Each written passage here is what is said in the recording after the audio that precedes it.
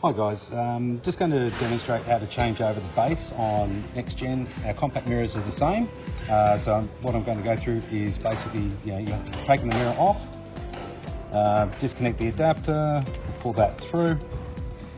Now what we're going to be doing is changing over this base plate. So there's a couple of bolts in here, they're 10mm hex, and the first step that we need to do, pull the mirror apart. So first thing, you'll need to take off the upper and the lower arm covers. They come out fairly simply.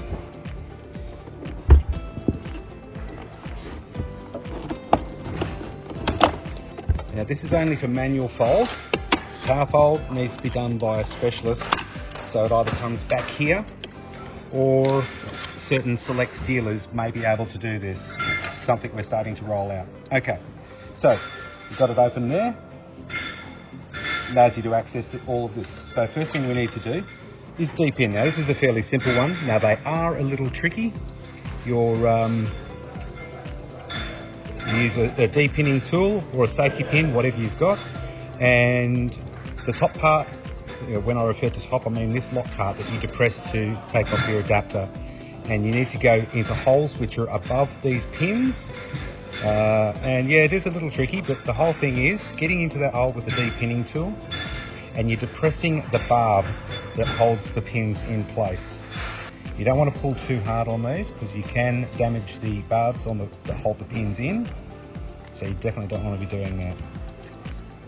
This one's half out, needs a little bit more help.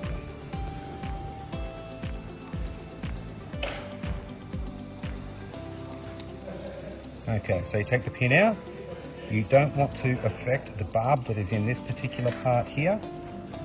If when you're putting it back in later, then you'll need to make sure that that's elevated a little bit. So you can use a Stanley knife or thumbnail if you've got nails, just to pull it back up a bit. Only a couple of degrees. It just needs to sit up a little bit. So I'll keep going with this. Just one by one. That one was a little bit easier. On to the next. Just take your time with this step, because if you're damaging it and you damage the pins completely, you either got to go down to an electronics shop to get one of those pin tops that'll match it, or you've got to solder wires together, and that's really tricky. This one doesn't want to play ball. Change over to the other pin.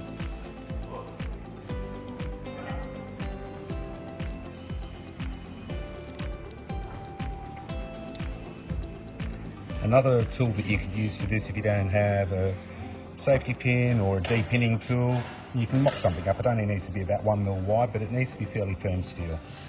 Okay, once you've taken the connector off, put that back onto your adapter, because when you're pinning it back in, you'll need to colour match these wires. Now, some mirrors have different features. This is just a plain electric glass, so you've only got the 4 wires on this next gen or compact. Some of the more complicated mirrors that have blind spot, indicator, puddle lights and all the rest of that will have a lot more wires, but you need to do each of those. Now that you've got this out, just put that away for a bit.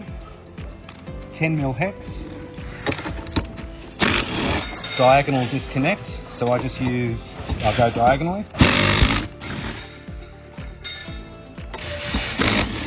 And before you take off the last one, helpful hint, hold, brace the back, because there's a spring in here that's under tension. See how it started to come apart? You've got this little gap that's happening there. That's fine. Okay, now, turning over the mirror gently. Take off the cap, set that aside, and your base. I'll just elevate that for the moment. So what you're going to have is a soft pin, which you need to keep handy.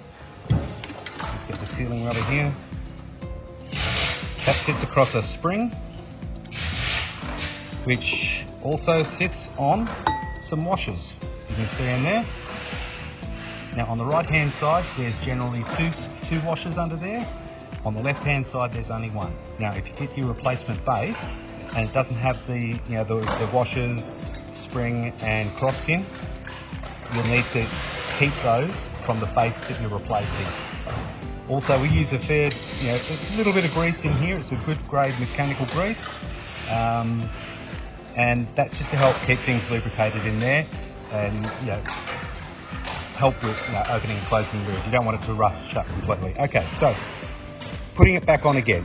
Now I've left the mirror head on, which is a little bit different to what we do with, say, our original mirrors. But the process is almost the same. So, on your mirror base, you'll see that there are some grooves in the cam here. The furthest one away from you should be closest to you when you're putting on the base. How we do that is we position the base with the flat side or the back of the base facing away from you. This is the little awkward part, but definitely doable. What you want is this first position here, where you've got these two grooves in the cam. You want to get that first groove across your across this pin here. Okay, so make sure that it's sort of sat evenly across that space in there. You've got two grooves here, which are where your bushings. These are the bushings either side of the cam. They will rest in there. So positioning it.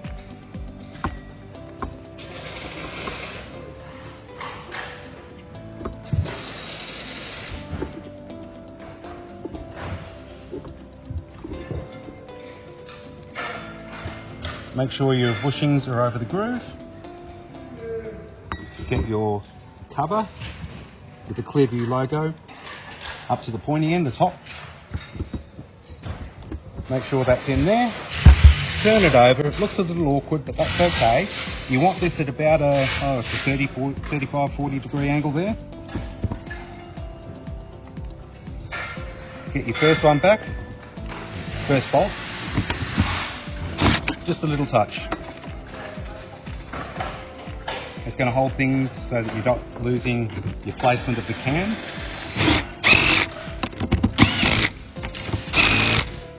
Diagonal first set. Continue bolting up there.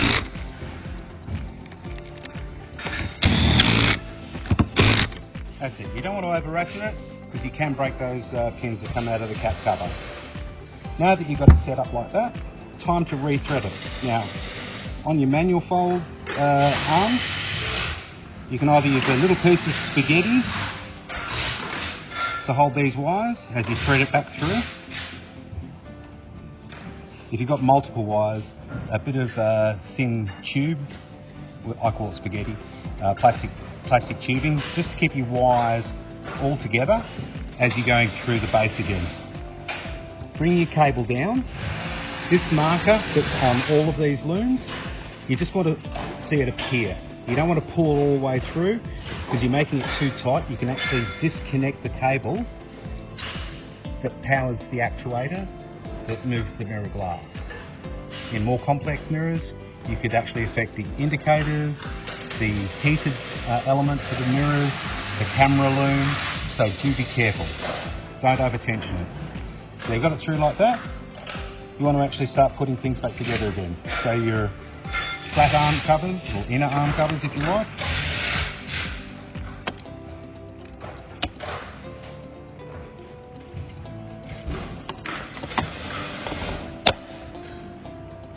And the same for the top.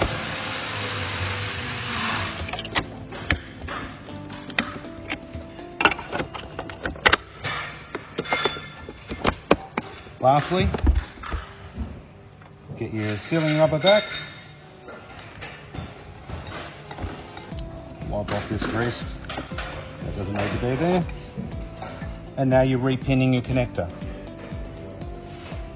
Start from either of the outside parts. Make sure you're matching the colour of the cables to be connecting. So purple.